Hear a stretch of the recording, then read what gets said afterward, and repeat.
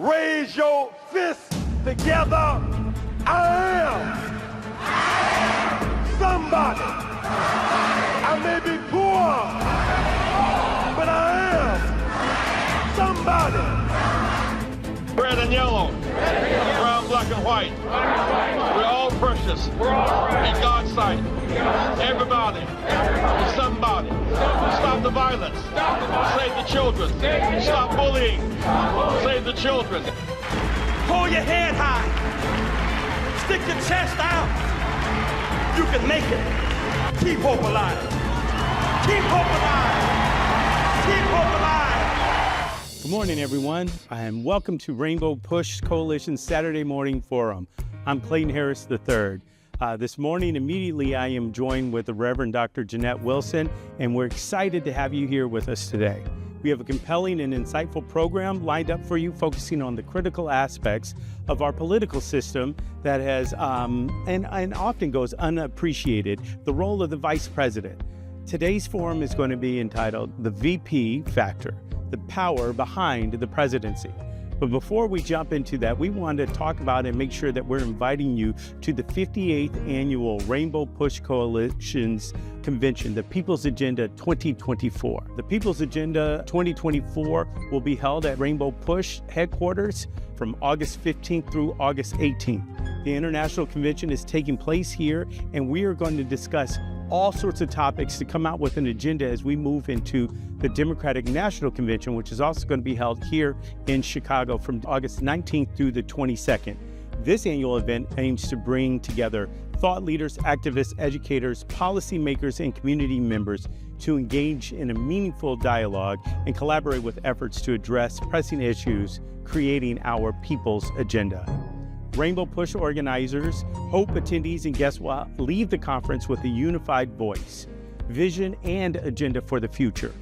The People's Agenda will be one focused on the most critical issues of our time: education reform, push for federally protected voting rights for everyone, women's rights, international policy, civil rights, and workers' rights. For more information on the conference, we want everyone to visit our website at www.rainbowpush.org. So let's talk about the People's Agenda 2024, the convention and the event outline.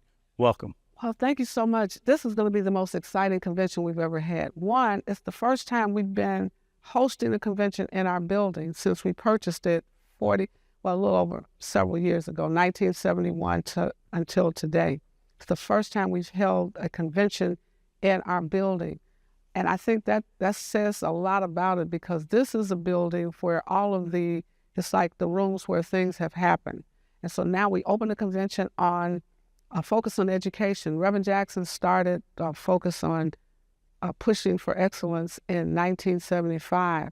And here we are in 2024 looking at education again. We're going to have outdoor block party so that our young people can have some fun as they prepare to go back to school. We're going to get book bags, school supplies, immunizations. We got all kinds of stuff to engage them. But then after the engagement, we're going to have the Jesse White tumblers. We're going to have the South Shore drill team. So we'll talk about music and music education, how important that is for students. And then we're going to have everybody that's coming, all of your elected officials, city, county, state, because they want to be here to showcase these young people. We're going to have the Push Excel oratorical scholars. They will be here reciting all sorts of stuff. I can't tell you everything. Just bring your parents, bring your children, grandparents. I know you're taking care of a lot of your grandchildren. Bring them to Push Thursday, August the 15th, 11 o'clock. We're going to have food trucks out here. Don't cook, grandmama. Just bring the children. 930 East 50th Street. We're going to be on the street.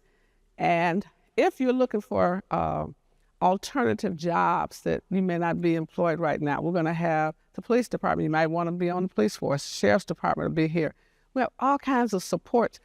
And the city colleges will have a table so that young people, old people, who want to change careers, you can come and see what the city colleges have to offer. So let's break it down a little bit for everybody. We have 4 days of events, and each day is going to focus on a particular topic and legislative agenda point that we want to make sure that we're hearing from you so we can put our agenda together to present before the Democratic National Convention. Day 1, Thursday, August 15th, it's going to be our Education Day. Day 2, Friday, August 16th, will be Women in Labor. Day 3, Saturday, August 17th, we'll be talking about the day the push is on, and we'll be dealing with our faith leaders in the community. And then on Sunday, August 18th, we'll have our international policy discussions. Now, got to back up, because on Saturday we have a reunion. Reverend Jackson is perhaps the only African American to run for president twice, and the first time to garner more registered voters than any other candidate. So there's going to be a celebration, a reunion of those who worked in 1984. I know that's a long time ago. Some of you were not, children, young people weren't even born then. Our camera crew, you might not have been born then, but look, you got to come and hear what happened in 84 that you lived to experience. Let's take it day by day. Talk to us about Education Day. Sure, okay. Education Day. Education Day. This is why every parent, every student at any grade level, you should be at push, and community. You need to be at push, because we're going to talk about what do we need to see to make sure our children have a high quality public education. What kind of resources do we need to fight for? What kind of policies do we need to set at the city, the county, and the state, and the federal levels to make sure that every child, not based on parents' income, which is the way they fund education today. Our schools are underfunded in Black and brown communities because you don't have high-income parents. That's based on property taxes. And what we'll have for day 1 are the heavy hitters that Reverend Jeanette spoke about. We're going to have the mayor's been invited, President Preckwinkle has been invited, Speaker Welch, and President Harmon. So we're talking about the state, the county, and the city to come to and through, along with the Jesse White tumblers and a lot of different events that are going through. We're going to focus on the opening rally with Congressman Jonathan Jackson. We'll have the Stop the Violence, Save the Children Back to School block party. And the conference will have discussions on reforms, innovations, and strategies to improve education systems and ensure equitable access for all children. So how about day 2? I know, but we're on the clock. I got to tell you what I know, but we're on the clock. Let's see. I'm on the clock. But y'all better be here. You got to be here next Thursday, because we're going to talk about how your child can get to school and back home safely. That's what Stop the Violence, Save the Children. Some are being killed by police officers. Most of the violence is internal, and we have to stop the violence, save the children. I'm sorry. That's okay. Day 2, Friday, August 16th, Women in Labor. But Friday night, we're asking young professionals. I know you're real busy creating your little careers and stuff. You need to show up for the young professionals reception. That's okay. Baby boomers, we're in the bed, but I'm going to go to the young professionals because I'm an honorary millennial. Okay, and what about Friday, August 16th? Friday, women. Women in labor. We have the majority of the vote in this country. Women, we usually have a big luncheon with all the women in one room. Well, what we're going to do is have a working luncheon. We have Dr. Glenda Glover, former president, international president of Alpha Kappa Alpha sorority, which Vice President Kamala Harris is a member of the Divine Nine. And we're going to have Attorney Janice Mathis, who was an executive director of Operation Push some years ago. We're going to have Attorney Barbara Anwine. We're going to talk about the policy issues that women want to see addressed. It's not just reproductive rights. We want access to health care. We want access to early childhood education for our children. We also want some support for daycare. Many working mothers, heads of households, have a problem with daycare for their children. And so people say, well, they're latchkey kids. It's not because they want it, it's because they can't afford to pay for child care. We're going to talk about equal pay for equal work. Right, so we're going to have the Women's Policy Summit and Working Luncheon. Yes. We're going to have the labor rally from 6 to 8 p.m. The labor rally is going to be off the chain. We're going to talk about several things.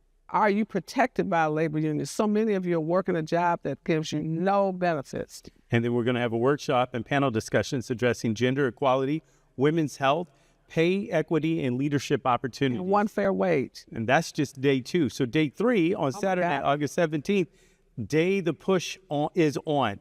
We're going to have our faith leaders breakfast at 8 a.m. We want the faith leaders to deal with policy. We're going to talk about criminal justice, what happened to Anjanette Young in Chicago, what happened to Sonia Massey in downstate Illinois, Springfield. But we're going to also look at all of that around the country. What is the role of the faith community in housing? Many people are homeless because they're unhoused because they can't afford to pay rent. So we're going to also be looking from the Fake Leaders Policy Breakfast, the 48th anniversary, a reunion of the Run, Jesse, Run campaign. But you got to back up. I know you're getting tired of backing up. Not at all. 10 o'clock. 10 o'clock, you got to be in the room. And if you're not in the room, watch us live on all of the networks, on social media, YouTube, the Word Network. We got heavy hitters. McBride, Reverend McBride. And we're going to have Bishop William Barber II, the head of the Poor People's Campaign. You do not want to miss being here Saturday morning. We want you overflowing the auditorium. It's going to be live. It's going to be hot. It's going to be wonderful because you will hear what is it that we have come up with this week, these 4 days. What is our people's agenda? You're the people. You have to be here. We the people have an opportunity. And after the 10 o'clock session, the 48th anniversary reunion of the Run, Jesse, Run campaign, we'll be dealing with that. And then the voting rights panel. So that's just day 3. And on day 4, Sunday, August 18th, we're going to have the international policy discussions. From 3 to 5, we're going to have the International Policy Summit.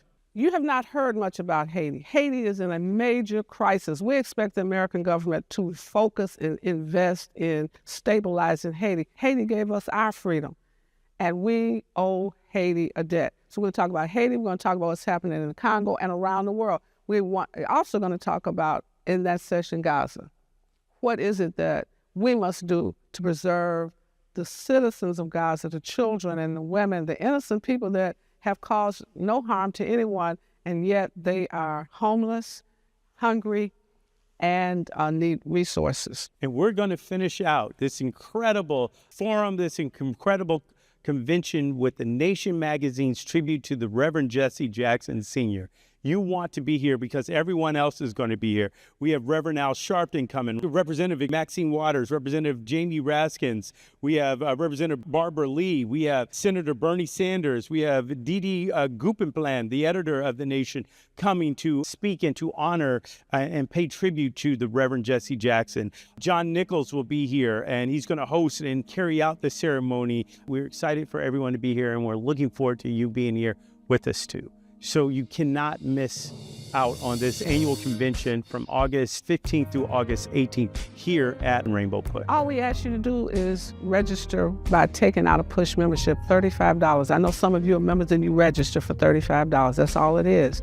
And the meal functions, you go to rainbowpush.org and you can purchase a meal ticket. Everything is at rainbowpush.org. We want you here this year. This is an important year. Most consequential convention we've ever had. Thank you, Reverend Wilson. You see all the excitement. We're excited for it. We'll be right back as we dive into the Saturday morning forum discussion, the VP factor, the power behind the presidency. We're excited to get more people involved in Rainbow Push, supporting the programs of Push for Excellence and the Citizenship Education Fund. If you're interested in impacting public policies, if you believe in the scholarships that we give to thousands of students each and every year, you can become a policymaker by becoming a member of Rainbow Push right now. For an annual membership of $35, or if you're a student or senior, $15, you can help us make a difference in the lives of millions. How do you become a member? Visit our website at rainbowpush.org and press join. Or maybe you'd like to support us. You can text the word PUSH, that's PUSH, to 41444 on your cell phone, and you can give any amount you feel comfortable giving. You can also call us at 773-256-2775 or go to rainbowpush.org and push donate. Wherever you are, you can support us as we keep pushing for you.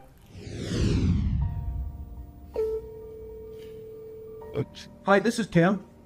It's Kamala Harris. Good morning, Governor. Good morning, Madam Vice President. Listen, I want you to do this with me. Let's do this together. Would you be my running mate and let's get this thing on the road? I would be honored, Madam Vice President. The joy that you're bringing back to the country, the enthusiasm that's out there, it would be a privilege to take this with you across the country. Well, let me tell you, I have just the utmost respect for you. I have really enjoyed our work together. You understand our country. You have dedicated yourself to our country in so many different and beautiful ways. And we're going to do this. We're going to win. and we're going to unify our country and remind everyone that we are fighting for the future for everyone. So let's get out there and get this done, okay? Let's do it. Do the work in front of us. Let's win this thing. That's right. All right, buddy. I'll see you soon. Take care. Thank you. Okay. Bye.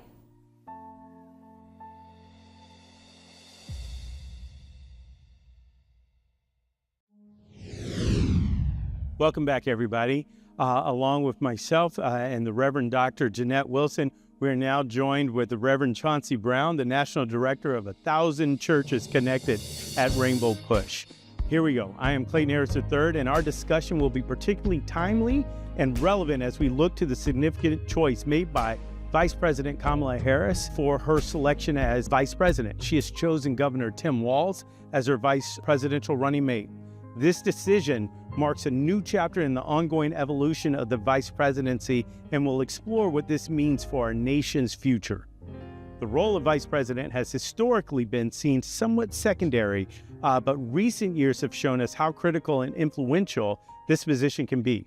From Al Gore's environmental advocacy to Mike Pence's constitutional stand during the January 6th insurrection, each vice president has left a mark on the office. So we're going to get into the discussion, and first and foremost, we're going to ask, what specific qualities do you think are most important to a vice president or for a vice president to possess in today's political climate? Reverend Chauncey? Well, when I look at the office of vice president, you need someone that's a strong leader and a strong proponent of who the president will be. You need someone that their agenda has to coincide and align with the president, that we can move this country forward. You can't have two people on the same team with opposite agendas. And I think it's also important for the vice president there has to be a chemistry between the two. I saw that Governor Walz, he said to soon-to-be President Harris, he said to Vice President Harris, "You're bringing the joy back." To see that camaraderie, not only in physical nature and emotional nature and spiritual nature, but also to know that when you look at his history, when you look at the vice president's history, we will have a qualified vice president in the office yet again. So, Reverend Jeanette, what do you think? Well, I think the vice president has to be qualified, first of all. We should not elect anyone to that serious an office, what represents us in the whole world, and they have no political experience, no knowledge. And we've done that before, and it's dangerous because the world is watching and we have to communicate on the world stage. So I think they should have some political experience, preferably in the House of Representatives or the Senate, so they have some understanding of all that goes on. And I think that the vice president should have those qualities that differ from the president, so that they are supportive of the office. So, for example, foreign policy experience would be great, or some military experience. That's helpful because you have a lot. And you know who the president is, because you're going to go in the Situation Room and you have generals and military leaders giving you information. It would be helpful if they were lawyers, because, as you know, when certain decisions are being made, they have some legal ramifications. So at least if they understand that, and then they have to balance the areas and regions of the country or people that the president may not be comfortable with, the vice president should be a match. So with that, Reverend Chauncey, looking at the president as the quarterback of the team, is the vice president the backup quarterback? Is the vice president their running back, their wideout? Who is the vice president to the president? How is that role expanding? Why did you pick football? That's why I asked Reverend Chauncey. You got a football player. When I look at the vice president, I think their role is versatile. I believe that they have to be versatile. Sometimes they have to be the running back. They are always the backup quarterback. Sometimes they have to catch a pass that the president passes, so they're the wide receiver. Sometimes they're a linebacker. They have to defend. Sometimes they're offensive lineman or linewoman, whatever. They have to be versatile and be able to cover a lot of the field, ultimately, that we can win and we can get a touchdown. So it's hard to say. I know they're about every part of the squad. They have to be prepared. They have to be versatile. and be able to be more than what I believe many people looked at the vice president for a long time as the president's cheerleader, the president's hype person. But it's deeper than that. Sure, and maybe I'm using the wrong analogy. So, Reverend Jeanette, maybe it's not quarterback and backup quarterback. Maybe it's coach and assistant coach. How do you see the role of the vice president? You said what you think the qualifications should be, but how do you see the role? You touched on a little bit as a compliment to the president, but how are you seeing this evolving? Well, you do know that the vice president will serve as president if anything happens to the president. 1 heartbeat away from the presidency. And if the president becomes ill, or as in January 6th, the vice president is number 2. Well, what we saw on January 6th was the role of the vice president truly is to be the Senate pro tem, the president over the Senate to rule over, and that was it. And historically speaking, the vice president was, in the beginning, just the second runner-up for president. So whoever ran for president got the most votes, and whoever got the second. So we're not even talking about party affiliation. So how do you see it today? Well, I think today the vice president is going to be number 2. If something happens to the president while the president is in office, the vice president steps in as president, will be sworn in immediately. I've seen presidents become ill and have to have surgery. Vice president was in charge during that period of time. Those are for moments, and nothing's really happening at that point in time. And historically speaking, we've only had 15 vice presidents that have become president one way or another, 8 through death, and then the others. And some will never become president. Correct. Because they don't have all of the qualities that the people are looking for, because we still are a popular voting country. However, the vice president has to have some skills. You just don't put an idiot in the office. If you look at Dick Cheney, he was a powerful vice president. Matter of fact, he was the president in many instances. We've seen some other vice presidents that are very forgettable. Nixon was a vice president. And so was Gerald Ford. I know, I get that. He gave us the old school view of vice president. He just played golf every day. He did nothing. He did no harm to the country or to himself. He did nothing. But Nixon, I think, was learning what it meant to be president and figuring out what rules he would change if he became president. Sure, and we've seen historically, especially recently, some strong individuals that have filled the steps. Historically speaking, and as we move out of this first part of the segment before we go into the second part, historically speaking, the office of the Vice President of the United States is often referred to as the second highest office in the land and has undergone significant transformation. We've talked about this a little bit. The inception of the Vice Presidency, 1789.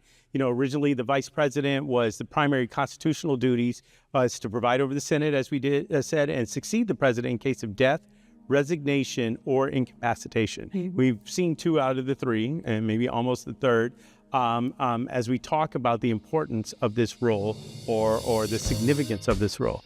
John Adams, the first vice president, famously described the role as the most insignificant office that ever the invention of man contrived. For much of the 19th century, vice presidents were largely marginal figures selected more for their ability to balance the ticket during the elections than for their potential contribution to governance. Here we are in 2024.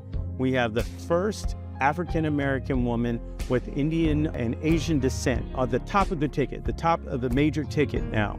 It's almost as if her vice presidential pick had to be one that balanced the ticket, right? When we talk about a governor, Tim Walz, governor of Minnesota, very accomplished in his own right, but was he picked for his background and a heartbeat away from the presidency? Or was he picked because of the balancing of the ticket and whether America is ready for a black woman to be at the head of our nation alone without that counterbalance? So these are things that we're going to talk about, especially as we talk about the history of the vice presidency. And after this break, we'll get into particular individuals who have been a vice president that have had significant impact on the role as vice president, and then the impact that they had coming in to either running for president or becoming president. We'll be right back. Push Excel's goal is to inspire students to strive for excellence in education in spite of personal, family, and community challenges that they might experience. How do we do this? by advocating for educational policies that guarantee equal funding for all students without regard to race or economic standing, by engaging parents, students, and teachers in pursuing high-quality education and striving for educational excellence at every level, and by forging partnerships with community-based and public sector stakeholders in education. Now, Push Excel is a national model program with the purpose of connecting principals, parents, popular personalities, and students in a bond and to support students at every level on the educational ladder. Wherever you are, you can support us as we keep pushing for you. And remember to keep hope alive.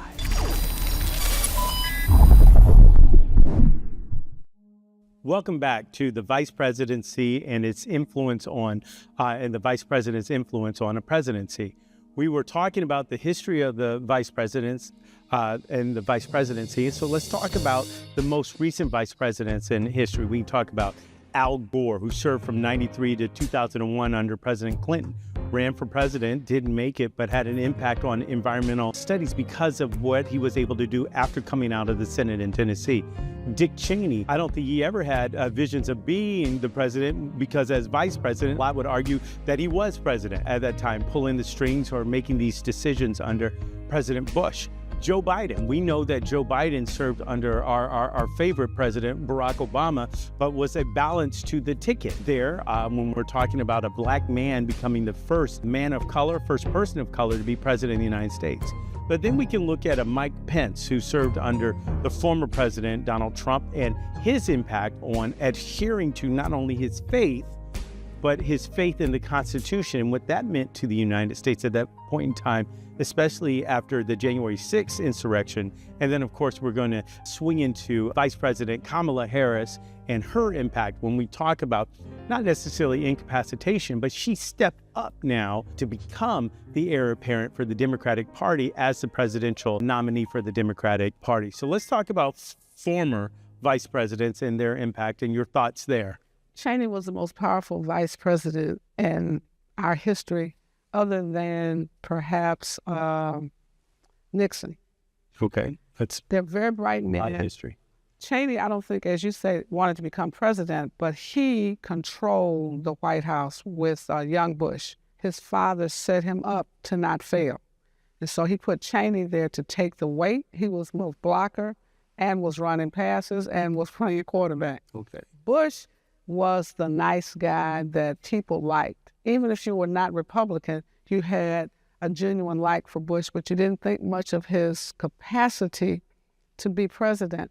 But you had Cheney calling the shots. I could just see him. I wasn't there in the Situation Room saying, "This is the way you do this," and at night, pulling the strings, so to speak.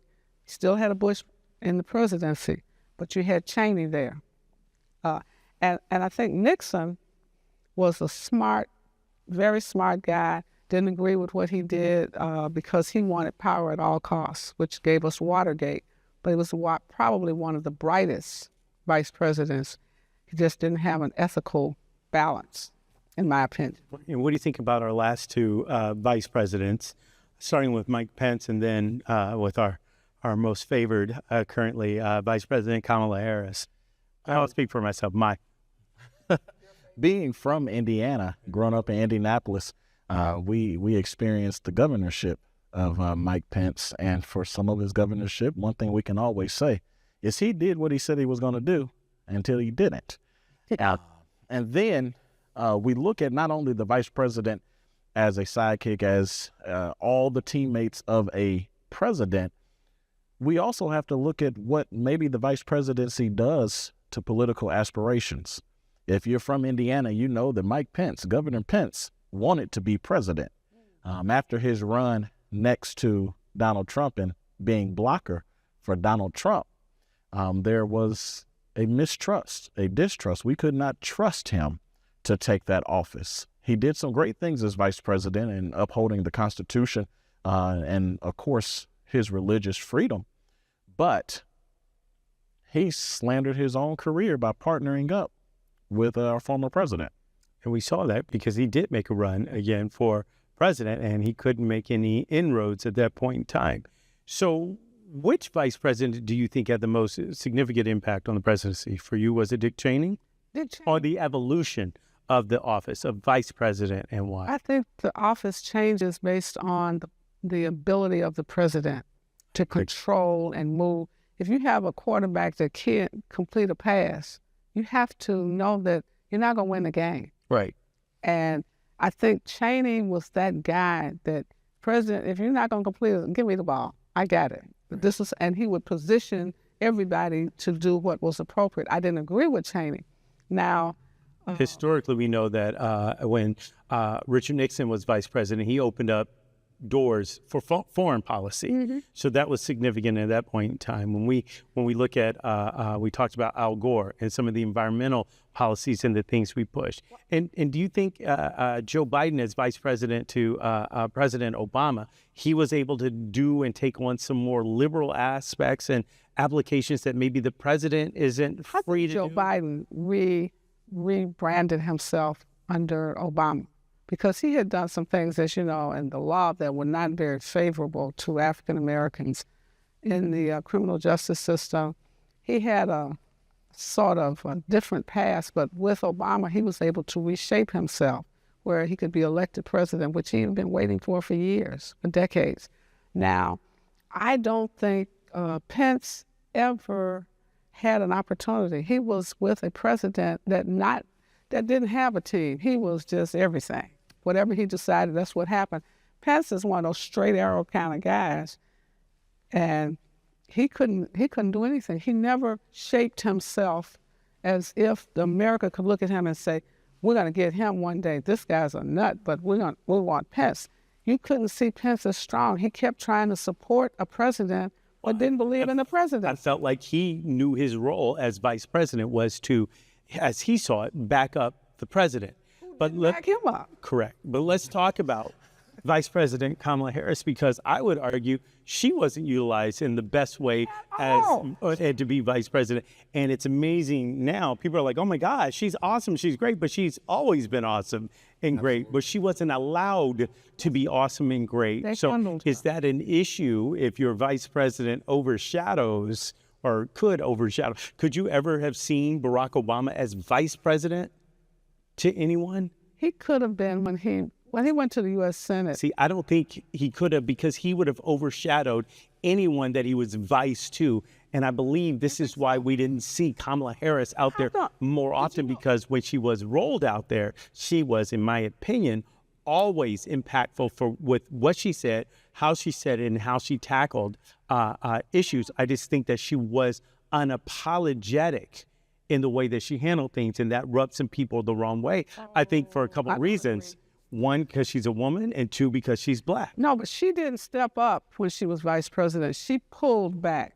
I think that she didn't pull back. They made her pull. No, that's my whole point. But I said that they didn't use her as correctly as a vice president. And now we see, we're like, oh my gosh, this is the vice president we should have had for the last 3.5 years. But they didn't let her talk ever, remember? But maybe that's God. Well, it is God that she's running for president. No, that they held her back. So they don't even know how to attack her on the other side right now. They're trying to figure it out. Dynamic. True, they are They're working hard. When we look at Vice President Harris's vice presidency, one of the things that stands out is the historic legislation and policies that have come out of the Biden-Harris administration. And knowing that as the president of Senate, she has cast the most tie-breaking votes in U.S. history, which means she's not just sitting there as cheerleader. She's not just sitting there, I make the joke all the time. I said, she laughs all the time. In her speech just recently, when she announced her vice presidential pick, I started to see her form. I started to see the presidential form. And I keep saying, when they go into a debate, you want Prosecutor Harris right there, because they're not ready for it. And as to Harris, I love that analogy. We're going to go to break, but building off of that and how vice presidents are utilized and seen, did she make the right choice by bringing in now Governor Tim Walz, who's very dynamic himself, who's very accomplished himself? Would he overshadow her as the president, or are we looking at the perfect complement for one another? Perfect one. We'll be right back, and we'll continue this dynamic discussion when we return. Vice President Kamala Harris has picked Minnesota Governor Tim Walz to be her running mate, turning to a Midwestern governor, military veteran, and union supporter who helped enact an ambitious Democratic agenda for his state, including sweeping protections for abortion rights and generous aid to families. In choosing the 60-year-old Walz, Harris hopes to shore up her campaign standing across the upper Midwest, a critical region in presidential politics that often serves as a buffer for Democrats seeking the White House. But the party remains haunted by Republican Donald Trump's wins in Michigan and Wisconsin in 2016. Walz, who grew up in the small town of West Point, Nebraska, was a social studies teacher, football coach, and union member before he got into politics.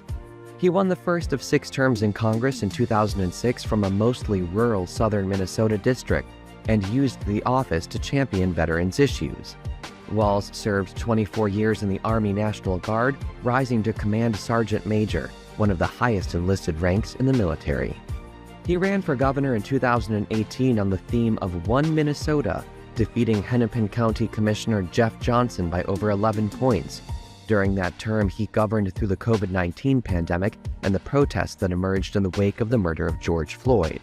Republicans still criticize Walz for his response to the sometimes violent unrest that followed the murder of George Floyd by a Minneapolis police officer in 2020, which included the torching of a police station. But Walz won re-election in 2022 by nearly 8 points over his GOP challenger. Not only did Walz win, Democrats kept control of the House and flipped the Senate to win the trifecta of full control of both chambers and the governor's office for the first time in 8 years. Some of Walz and other Democrats' proudest accomplishments include protections for abortion rights and enacting protections for trans rights. The other major accomplishments included tax credits for families with children that were aimed at slashing childhood poverty, as well as universal free school breakfasts and lunches for all school kids, regardless of family income. Putting Walz on the ticket could help Democrats hold the state's 10 electoral votes and bolster the party more broadly in the Midwest. Welcome back. Now let's focus on Vice President Harris's choice to be her running mate, Tim Walz. We'll examine his career from the beginnings as a teacher and a coach to his service in the National Guard and his life in politics. And he is someone who is unashamed to say what's on his mind. And when we talk about balancing a ticket, right, he is middle America. There's no two ways about it. He's a white man. They call him coach in certain aspects. They call him sir. Well, he's a master sergeant in other areas. They call him dad. They call him governor. And they call him representative. We have a well-rounded individual that is a heartbeat away from, right? If everything works out the way that they want it and they become president and vice president, would be a heartbeat away from the presidency. And at this moment, I don't think anyone would have a problem. Now, the other side will argue about his policies and everything like that, and we can get into the nuances. But the discussion we were having before break was vice presidential picks and how they either complement or don't complement the presidential pick. And we left off on Vice President Harris maybe being held back because she could have and or would have overshadowed the president, President Biden. I don't know that that's true, but I believe her dynamicism, right, is that the right word or whatnot, is something that would have been our that one would have been something, right. That would have been hard. Has she then now picked someone that would outshine her? Or has she picked the perfect complement to her being the next president of the United States? I think it's a great balance. She needed that balance. She couldn't pick an African-American or a person of color. She needed a white male. She couldn't pick a white woman. Because Gretchen Whitmer would have been perfect. She would have been perfect, and she should put her on something. But she picked the right person. He's a guy, this is my opinion, and I'm telling you it's going to be your opinion. I think that she realized what she needs, her weaknesses, and her strengths. Here's a guy that's an educator. Education is a big policy area right now. Absolutely. He loves children. He's coached them. He's taught them. And he has even trained them in the military, in the National Guard. So he's going to be a great fit in that situation role. He's going to be a great fit helping her negotiate with her cabinet and even selecting members of the cabinet. I think that she will have the forceful speech that we need coming from the Oval Office. As a former prosecutor and attorney general, I don't think she's going to shy away or back down from anyone. No. So how does this fit as we move into a new era of, well, let's talk about the election first to get them there, and then we'll come back and do this again after the election if it works out the way that we think. How does this benefit her as she runs now for president? How does this pick and this man benefit the ticket, or do you see it as a benefit? Well, I know looking at and speaking to young voters across the city, across the state, and across America, there was a disconnect with Kamala Harris. Not that VP Harris has done anything really to disconnect. It's just that we were not connected to her. She never appeared to younger voters as middle America. Now, it's amazing that Governor Walz, who looks like a coach, looks like a dad, looks like middle America, he comes on and all of a sudden there's this electric energy. I really like VP Harris did not pick who everybody thought she was going to pick. You know, there in Illinois, we all just assumed our governor would be it. In Pennsylvania, I'm sure they thought Shapiro would be it. There were several spots, and when she picked Walz, we were all like, who is that person? You know, you all know that as an aerospace technologist, I was kind of leaning a little towards Senator Mark Kelly because he'd been in space. I love the astronaut. Took care of his wife. Absolutely, absolutely. But I'm telling you, Governor Walz, he is who you want when he's talking to his daughter at the state fair, right? And she's a vegetarian. To me, that's so funny because it talks about a new generation of people, you know, and he's like, yeah. He's like, but get this turkey. She's like, well, that's still meat. He's like, nah, not today, you know, and that's something that, you know, I would say to my kids, right? I'm like, okay, come on, you be a vegetarian. And I think to your point, he reaches more than, he's 60 years old, right? Or a little bit. He reaches more than a 60-year-old individual in that generation. So he and she are about the same age. He's a little bit older than she is. But he's reaching back as well into the millennials, into people who... talk to the farmers. He can talk to the factory workers. Right, but I'm also talking generational. I understand generational, but he also talks to the crowd that was moving to the Republican Party. He talks to the beer and shot crowd. He talks to the everyday working man. Are you telling me he's got friends in low places? Because that's he's got friends in low places and friends in high places. He's the guy. He's everybody's guy. You know, men will like him. Women will respect him. He's everybody's dad. So he fits, and I think that she picked a governor. And all of the picks were governors, which says something about... Most of them, right. You know, the top four. Right. Well, it talks about what she's looking to balance the ticket out. So she's got to go. The states are wielding a lot of power. To have a governor on your team as number two can help you work with these governors. You know what they need. You know what they've been fighting for. Absolutely. And someone who's also been in Congress. Yes. So he's got that. So we're fawning over her vice presidential pick. Let's talk about George Floyd. Let's talk about George Floyd and how the governor dealt with that. As you all know, and full disclosure, I teach a course at the University of Chicago that was born out of the George Floyd debacle, the murder of George Floyd. I had the opportunity to ask him directly about George Floyd and what that meant to him and how that impacted. And his response to me was one that I absolutely respected. And one, he didn't shy away from the question. He addressed it and said that this is something that we, not just Minnesota, but as a nation, and this is long before he's going to be considered for vice president, need to take on. So I think he really could be on a lot of different aspects, and maybe he wasn't perfect. No, he's not perfect, but he will help her think on a very granular level. How do we shape policy at the executive branch? And how can she push policy through the Congress that will help these governors give the supports they need to education, criminal justice reform, voting rights? I think he has an ear and he has the respect of many of the governors. So he will be able to carry her messages down ballot. When we come back, we're going to talk about Tim Walz versus J.D. Vance in the modern presidency. So we're going to wrap everything up that we've been talking about, and we're going to juxtapose these individuals against one another. We'll be right back. Stay tuned.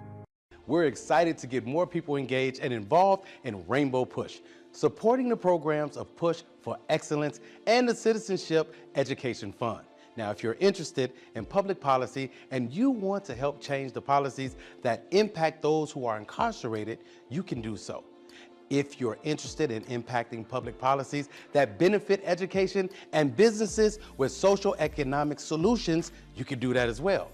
You can become a policymaker by becoming a member of Rainbow Push right now. Now, if you believe in the scholarships that we've given to thousands of students each year, you can help us out. We've awarded more than $10 million in scholarships year to date. Now, you can help young people achieve a higher education by becoming a member of Rainbow Push right now for the annual fee of only $35. And if you're a student or a senior, it's only $15. You can help us make a difference in the lives of millions. Now, if you watch us every week, or if you listen to us on the radio, or if you're viewing on social media, we need you to become a member. And how do you become a member? It's simple. Visit us at rainbowpush.org and press join. Maybe you'd like to support the work of Push. If so, it's really simple. You can do so by texting the word PUSH, that's P-U-S-H, to 41444 on your cell phone, and you can give any amount that you feel comfortable giving, or you can call us at 773-256-2775 or go to rainbowpush.org and push donate. So whenever you want to support, you can do it from anywhere. So keep pushing, because we're going to keep pushing for you and keep hope alive. Welcome back. I hope you are enjoying this conversation, this discussion as much as we are. This last segment, what we're going to do is we're going to look at the differences between Governor Tim Walz and J.D. Vance as we talk about the modern vice presidency. When we consider the role of the vice presidency in today's political climate, it's insightful to compare the two. When we look at J.D. Vance, we look at an individual who's emerged from the background, basically based on his best-selling memoir, Hillbilly Elegy, and it brought national attention to the struggles of the white working class in Appalachia. Vance's narrative resonated with many Americans, offering a personal perspective on issues like poverty, addiction, and cultural change. His transition into politics has been marked by his advocacy for extreme conservative values and economic reforms at revitalizing struggling communities. When we talk about Governor Walz's background, as we've mentioned before, he includes significant experience in education, military service, and state governance. His career demonstrates a commitment to public service and a pragmatic approach to policy making. His bipartisan efforts and focus on key issues such as Veterans Affairs, education, and healthcare highlight his ability to connect with a broad spectrum of voters and address diversity concerns. What are your thoughts on the differences or similarities of the two? I believe it's Dr. Maya Angelou who says, when people show you who they are, believe them. He wrote, J.D. Vance wrote who he was. I believe him. When I look at our former First Lady, Michelle Obama, she says, when they go low, we go high. Well, I want to take from our vice presidential candidate, when they go weird, we go Walz. And so I believe J.D. Vance for who he is, and as a former educator in Indianapolis, Indiana, as a former basketball coach of middle school and high school students, as I'm not in the armed forces of America, but I'm in the armed forces of the Lord.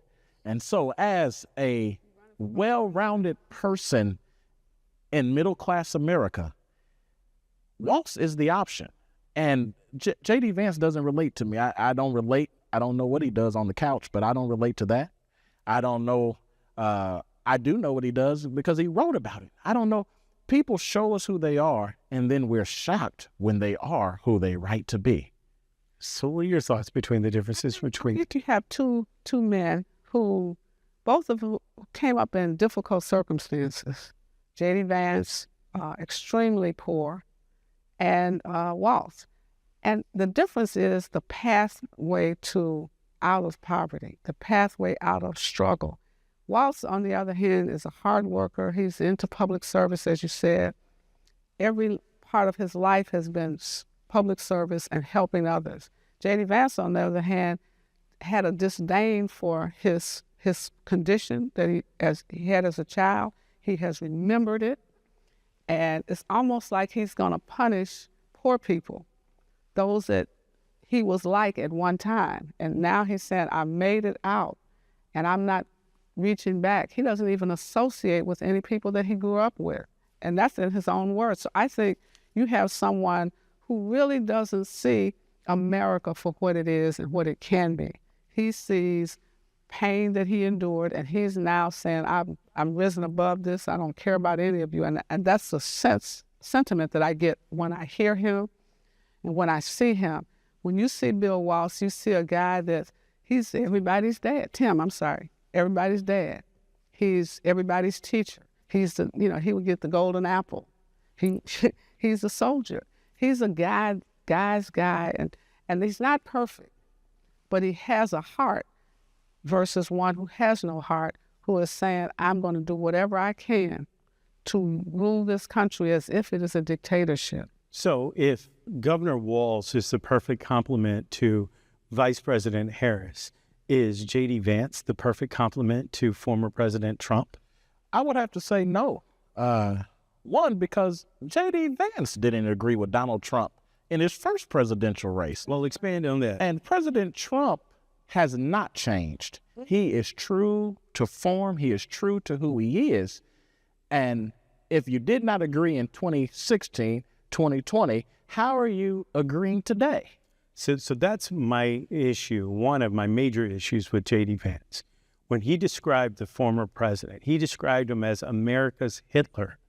I don't think that it gets any more inflammatory than that. And now he's running and he's taking back all that and says, this is a great man. This is the person that I want to be behind.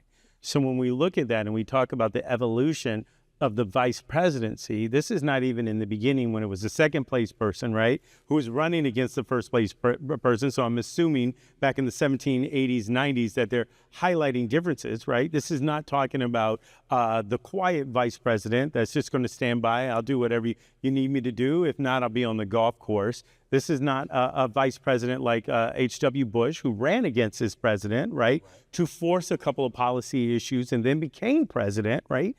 So what are we looking at the differences? Do you see a Governor Walz the same way you would see a Senator Vance? I think Vance is clear. He's an opportunist. And he and Trump are very similar. It's all about me, my, and mine. I don't care what it takes to go up. I will step over, step on, crush those under me so that I can rise to the top. And that's the attitude. So do you believe that J.D. Vance taking back those things and becoming the vice presidential nominee for the former is less to do with what he believes in the former president and more to do with what he believes he should be doing in the next? It's about what he wants. It has nothing to do with a real belief system. He says and does what it takes to get to where he wants to go. And he will turn on Trump, I believe, and anyone else that gets in his pathway to success. And Trump has the same personality. He was picked, I think, because he was younger. You know, this whole age thing. So I'm going to solve the age and get this young man. He now has discovered this is the wrong young man. I think that there was not vetting done. I think what it was. I hope not. Right. I think we look at Vice President Harris. I'm just stealing all the quotes of strong black women today. She said, I knew that Dr. Wilson, she said, there is no comparison. It's like varsity versus JV.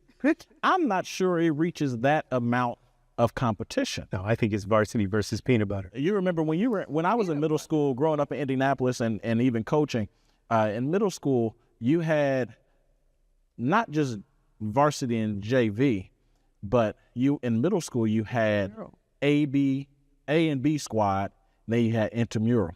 And when we're looking at this, we're talking about quality. It's an insult to believe that we're supporting Vice President Harris solely on the color of her skin or her nationality. She is qualified. You want someone like her in the presidential office, and you want someone like Governor Walz to be right beside her, leading this country to a bigger, better, brighter future in America. Well, ladies and gentlemen, we appreciate you being here and joining us during this discussion. We have talked about the modern vice presidency, the demands, the adaptability, empathy, and the ability to navigate complex political landscapes. Both Walz and Vance exemplify different facets of these qualities, reflecting a diverse path to leadership in contemporary America, politics, and values for that. As we've seen, the vice presidency continues to evolve, shaped by varied backgrounds and experiences of those who have held the office and what it means to the individual in which they are backing up, whether through extensive public services like Governor Walz or personal advocacy like J.D. Vance. Today's vice president must be versatile and must be a versatile leader and capable of addressing multifaceted challenges of our time, and it just depends on who it is and how they might do it. So we thank you all for joining us. Today we explored the evolution of the vice presidency and examined the impactful tenures of recent vice presidents and discussed the promising partnership between Vice President Kamala Harris and Governor Tim Walz. We've seen how vice presidents and the role has transformed from ceremonial to a position of significant impact. Tim Walz's diverse background highlights the qualities needed for effective leadership in today's political climate. As we look ahead, it's vital to support the leaders who prioritize integrity, service, progressive change. The vice presidency will continue to evolve with leaders like Harris and Walz. We can anticipate a brighter future for our nation. And talking about a brighter future for our nation, I want to make sure that we reiterate that Rainbow Push Coalition is hosting our 58th annual international convention, the People's Agenda 2024, through August 15th and through the 18th here at Operation Push headquarters. We are going to be discussing not only the vice president and the presidency, what's going on. We're going to talk about education. We're going to talk about women in labor. We're going to talk about the day the push is on with our faith leaders, as well as international policy discussions. And we hope and look forward to you joining us and being part of the discussion as we swing into the Democratic National Convention. So for more information, please make sure you go to www.rainbowpush.org. We will see you soon. Thank you. Get involved with the movement.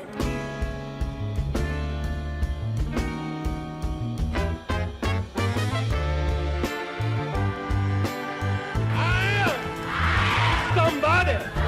I may be poor, but I am somebody. Join the movement. If you're not a member, become a member. I am somebody. Fighting the most important battles for freedom and justice for all. You made us change. Oh, trying to bring closer. Join Rainbow Push. But you're not pushing me away. Join the movement.